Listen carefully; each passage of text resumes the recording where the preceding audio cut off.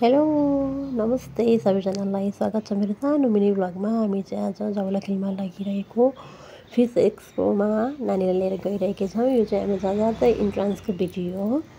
सानो 4 वर्ष मेरो नानी चाहिँ 4 वर्षको भएको अहिले उसको चाहिँ टिकट लागेन। मेरो चाहिँ 150 टिकट लिएको थियो अनि हामी चाहिँ भित्र छिर्यौँ होइन। अरू मैले पनि टिकटकमै देखेर गएको थिएँ।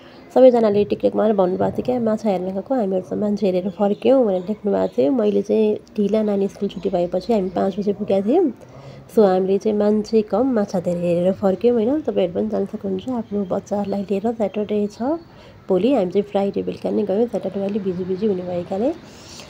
अनि बाहिर पनि भनिरहनु भएको थियो क्या 150 रुपियाँ तिरेर दुबईमा गएर 1.5 लाख खर्च गरेर हेर्नुपर्ने माछा यहाँ छ, आउनुहोस् 150मा भनिरहनु भएको थियो। मेरो नानी चाहिँ पुरै एक्साइटेड भएर हो मक्ख परि घुमी फ्लाइङ किस दिँदै यता हेरौँ कि दायाँ हेरौँ कि बायाँ हेरौँ कि माथि हेरौँ भनेर गइरहेको थिएँ होइन। यो माछाले तल साइडबाट ढुङ्गा खाएर हेर्नुहोस् त, ढुङ्गा थुकिरहेको छ होइन।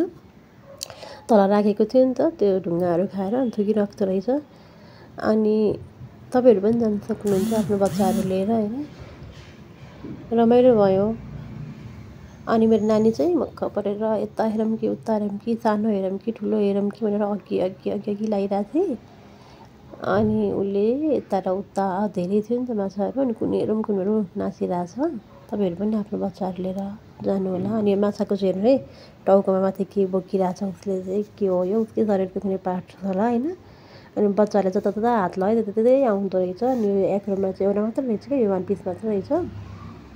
अनि बच्चाहरू देखेर चलाइरहेको थियो, सायद एउटा मात्र भएर होला। मान्छेहरूले जता हात टच गरेर त्यतै आउँदो रहेछ। अनि बाहिर पनि बच्चाहरूलाई खेल्ने कुराहरू धेरै रहेछ। नानीले चाहिँ ट्याम्पलिङहरू अरूहरू पनि खेले। हस् thank you for watching my video. Thank you all of you. Bye by.